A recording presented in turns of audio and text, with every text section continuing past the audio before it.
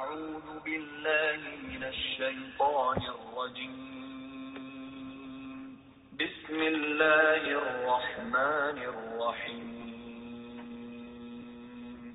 يا أيها الناس اتقوا ربكم الذي خلقكم من نفس واحدة وخلق منها زوجها وبث منهما رجالا كثيرا ونساء واتقوا الله الذي تساءلون به والأرحام إن الله كان عليكم رقيبا. أعوذ بالله السميع العليم من الشيطان الرجيم. بسم الله الرحمن الرحيم.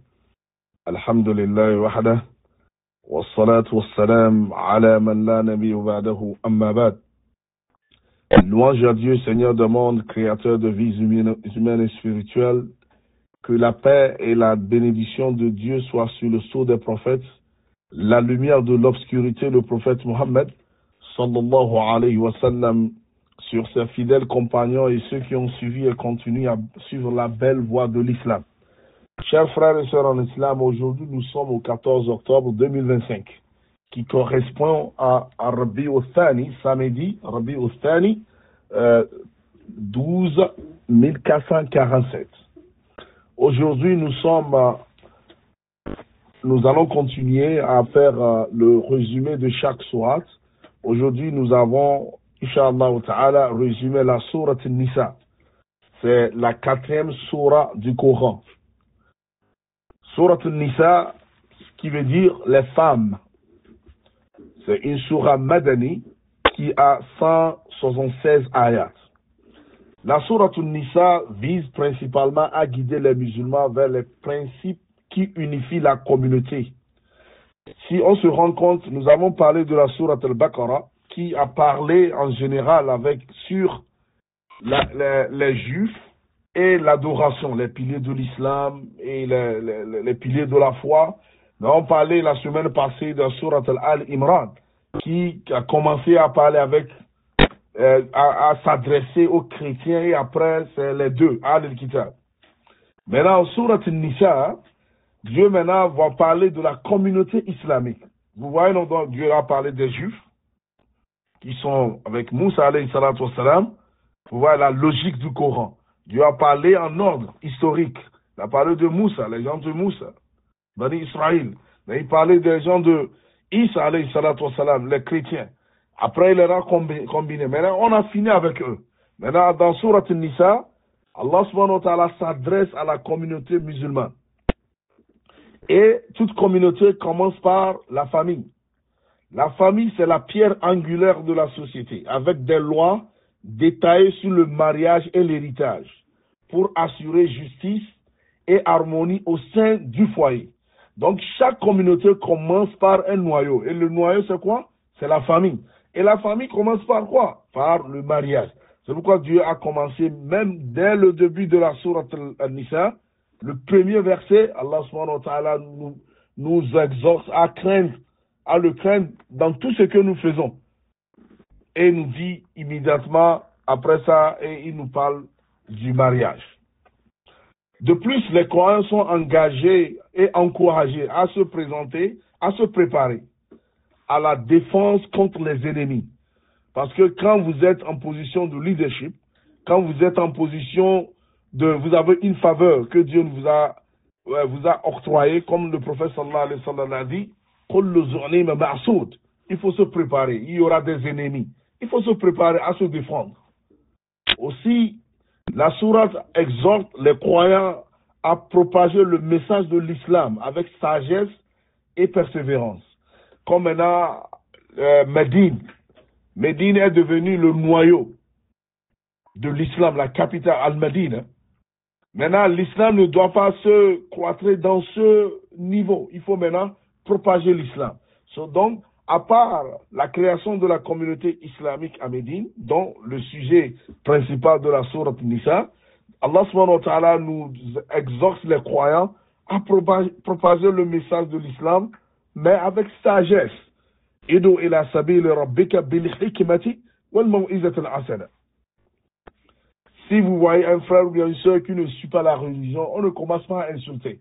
Dieu nous dit dans un autre Yosua, ayah, kadhalika kuntum min qabl, famanna Allah alaykum fatabayyanu. Vous étiez aussi dans la même situation et Dieu vous a conduit à la lumière. Il faut avoir la sagesse dans notre da'wah. Et Allah subhanahu wa ta'ala exhorte les croyants à maintenir la plus haute intégrité morale, essentiellement pour consolider la communauté musulmane. Il nous faut être intègres. Nous ne sommes pas des anges, mais il faut qu'on essaie. فَتَشَبَّأُوا إِن لَمْ تَكُنْ مِثْلَهُمْ إِنَّ تَشْبِيَةَ الْكِرَامُ فَلَاهُ. Il faut imiter les bonnes il faut imiter les bons hommes, les hommes qui sont venus avec de bonnes qualités, et ce sont les prophètes. Même si nous n'arrivons pas à les atteindre, inna tashbihatul kiram falah. Au moins vous avez essayé, et ça devient un honneur pour vous. Et aussi, la sourate répond à 3 principaux défis auxquels le prophète sallallahu alayhi wa sallam était confronté au moment de sa révélation. Le premier défi, c'est la construction de la communauté à Médine. Comme il a quitté la Mecque, il s'est installé à Médine, il faut créer une communauté.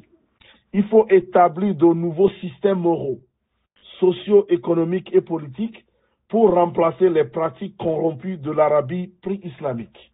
Ça veut dire qu'une de ses missions, quand il est arrivé à Médine, il faut construire cette communauté islamique.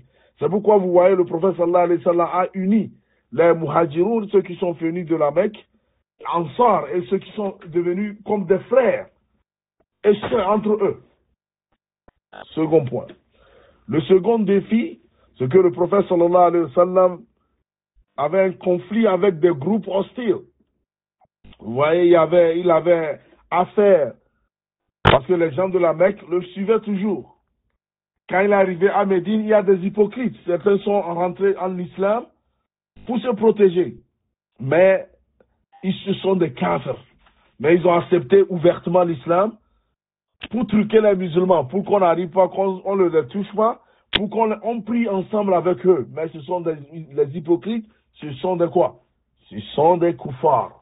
إذا جاءك المنافقون قالوا نشهد إنك لرسول الله والله يعلم إنك لرسوله والله يشهد إن المنافقين لكاذبون. Ce sont des menteurs.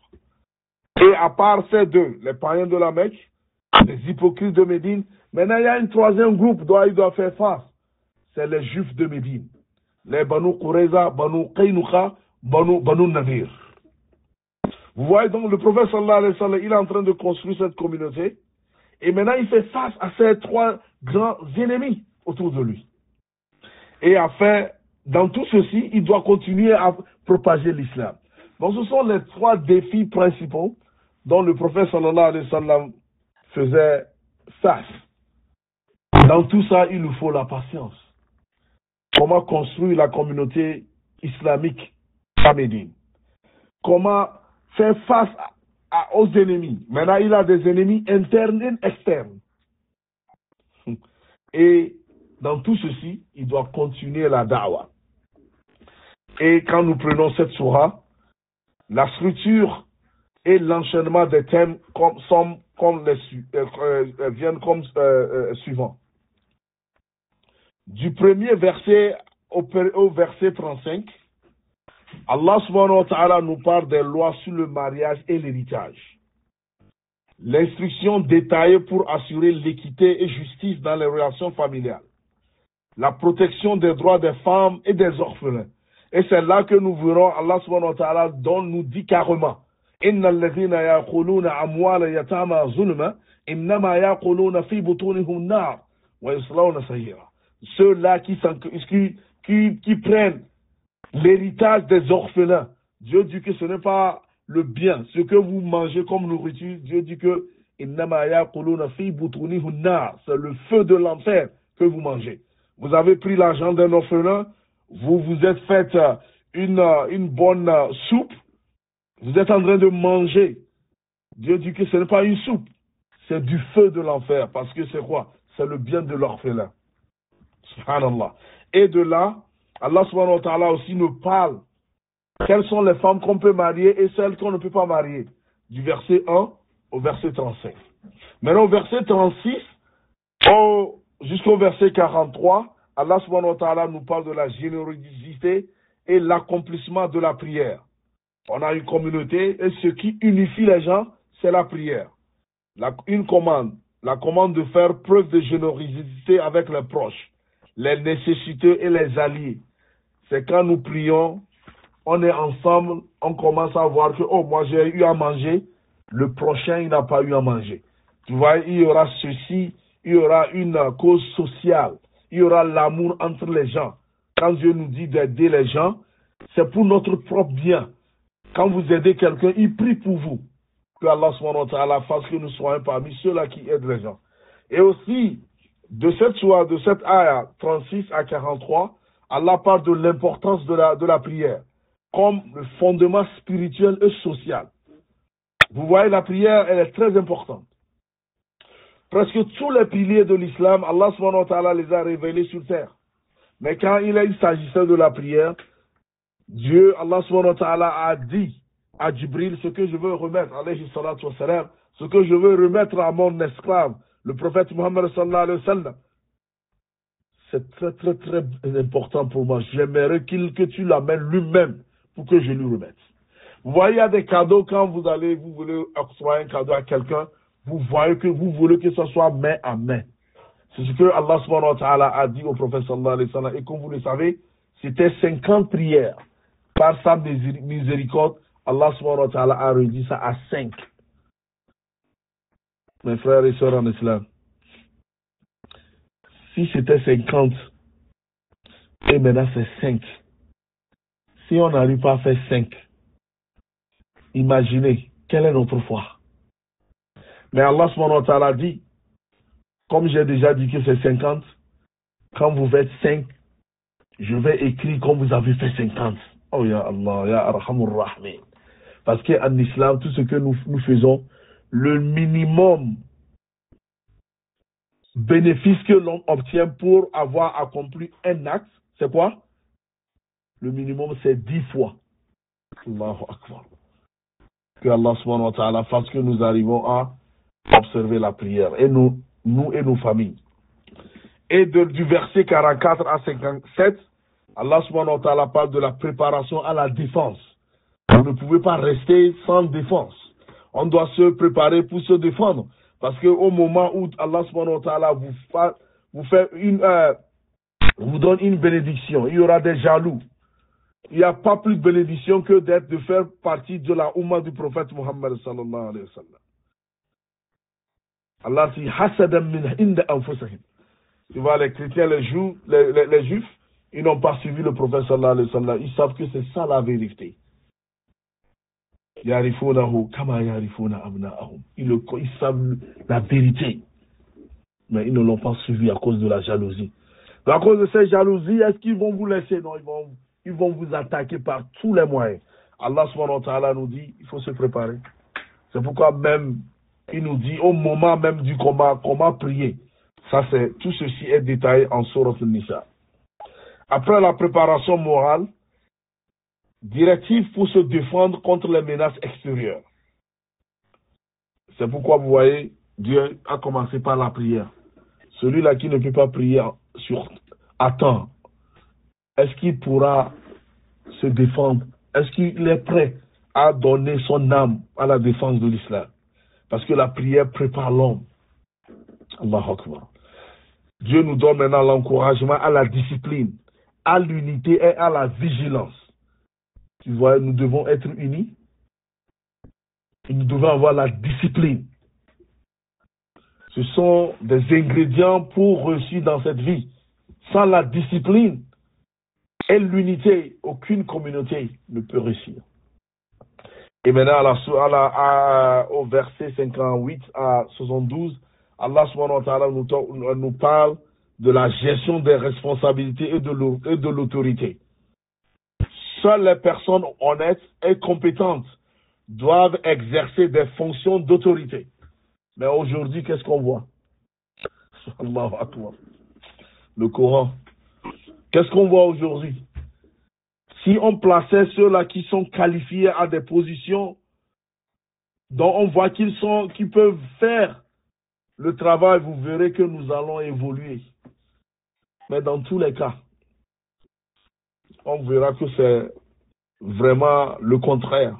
C'est pourquoi chaque communauté qui essaie de mettre en pratique ceci, comme des fois nous voyons les gens en Occident, ils essaient de le faire, on voit une différence claire.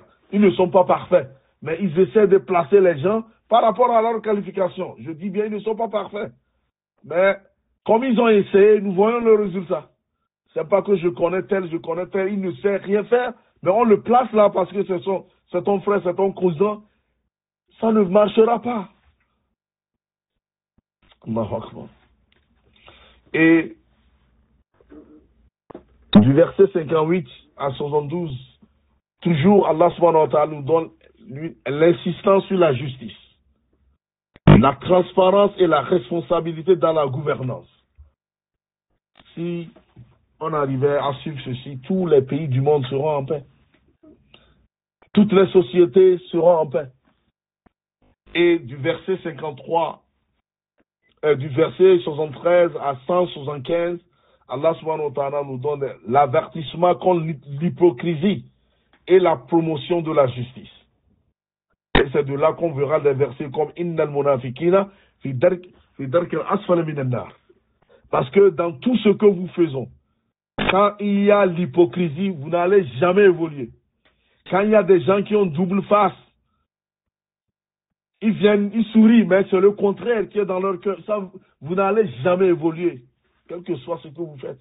Quand il y a des hypocrites dans vos rangs, et Dieu condamne l'hypocrisie et la trahison aux grandes échelles. C'est pourquoi les pays développés, ou bien presque dans tous les pays, la trahison est le résultat de la trahison, c'est la mort partout dans les pays. Dans leur constitution, c'est ça. Quand tu trahis ton pays, c'est la mort. C'est pas l'islam qui a commencé. Il faut voir les constitutions des pays. Aux États-Unis, la trahison, c'est la mort. C'est pas même la sunna nous dit. Vous voyez donc, la trahison et l'hypocrisie, c'est ça. Parce que quand tu construis, il détruit. Dans la journée, vous construisez ensemble. Et dans la nuit, il vient, il détruit. Et vous voyez, c'est là où nous sommes en tant que communauté. C'est là où nous sommes en tant que société. On ne va jamais évoluer tant qu'il y a des hypocrites parmi nous. C'est pourquoi c'est très difficile qu'on arrive à évoluer avec ces comportements. Et il y a aussi l'insistance sur le respect des plus hauts standards de justice au sein de la société et parmi les croyants. Il n'y a pas de favoritisme. Le prophète Mohammed sallallahu alayhi wa sallam nous dit: je jure par celui qui m'a envoyé. Si ma fille Fatima radiallahu anha, si elle vole, je vais couper sa main. Est-ce que présentement un chef ou bien un roi est prêt à couper la main du prince si le prince a volé? Allahu Akbar. Vous voyez la justice du prophète Mohammed sallallahu alayhi wa sallam. C'est pourquoi Ibn Taymiyyah a dit quelque chose et même les gens pensent que c'est le prophète qui l'a dit, sallallahu alayhi wa sallam. Ibn Taymiyyah dit ceci: si une communauté kafir, non musulmane, applique la justice, Dieu va l'aider. Et si une communauté musulmane est injuste, Dieu ne va pas la supporter. Que voyons-nous aujourd'hui? Si les pays musulmans, si les musulmans s'unissent, ils s'unissent sur la vérité, sur la justice, sur l'équité. Tu n'aimes pas tel parce qu'il est ton frère, il est de quoi? La justice, tout le monde suit la vérité, vous verrez qu'il y aura un changement. Et à la fin, vous voyez le Coran a commencé, c'est ça, la sourate a commencé par la famille, Et en conclusion, à la sourate 176, Allah subhanahu wa ta'ala fait la conclusion aussi avec la société. Résumé des enseignements principaux: la justice, l'équité, la loyauté et la préparation morale et militaire. Et enfin, il y a l'encouragement à la foi sincère et à l'obéissance envers Allah et son messager. Parce qu'au moment où on fait dos au prophète sallallahu alayhi wa sallam, au Coran, c'est fini. C'est notre... on sera dans l'humiliation totale. En tant que musulman. C'est ce que Omar radiallahu anhu a dit. Il a dit que nous sommes des gens humiliés avant l'islam. Si nous cherchons l'honneur en dehors de l'islam, nous serons toujours humiliés. La ilaha illallah. Ceci veut dire que partout où l'on est, si vous avez la foi, Allah subhanahu wa ta'ala vous mettra toujours en top. Parce qu'il sera avec vous. Wa haqqa alayna nasr al-mu'minin. Si vous avez la foi, que Allah subhanahu wa ta'ala nous donne la foi. Et cette sourate a des vertus dont nous allons énumérer. La première, c'est que cette sourate, c'est le renforcement de la justice sociale et familiale. C'est un guide pour la stabilité de la communauté. C'est une préparation morale et spirituelle. La sourate An-Nisa, c'est une protection contre l'hypocrisie et l'injustice. Et enfin, la sourate An-Nisa guide pour la défense et la résilience. Il faudra que les croyants sachent que dans ce bon monde, c'est le bas monde est une place de travail. Le paiement, c'est après la mort, c'est le Jannah. C'est ce que quelqu'un a demandé à Imam Ahmed. Matarrah, quand est-ce que nous serons libres? Quand est-ce qu'on se reposera? Et Imam Ahmed nous dit que quand tu vois, le jour où tu vois ton pied dans le paradis, c'est en ce moment que tu sauras que vraiment, c'est aujourd'hui que tu vas avoir un repos. Que Allah subhanahu wa ta'ala nous guide. Donc, en résumé, nous allons dire que la sourate An-Nisa est un guide complet pour la construction d'une société musulmane forte, juste et cohésive, intégrant la morale, la justice familiale, la cohésion sociale et la défense communautaire. Elle sert à la fois de guide spirituel et législatif pour créer une Ummah unie, juste et résiliente. Que Allah subhanahu wa ta'ala purifie nos cœurs contre l'hypocrisie et qu'il fasse que nous suivons les pas du prophète Mohammed sallallahu alayhi wa sallam. أقول قولي هذا أستغفر الله لي ولكم. ربنا آتينا في الدنيا حسنة وفي الآخرة حسنة وقنا عذاب النار. ربنا ظلمنا أنفسنا وإن لم تغفر لنا وترحمنا لنكونن من الخاسرين. وآتوا اليتامى أموالهم ولا تتبدلوا الخبيث بالطيب ولا تأكلوا أموالهم إلى أموالكم إنه كان حوبا كبيرا.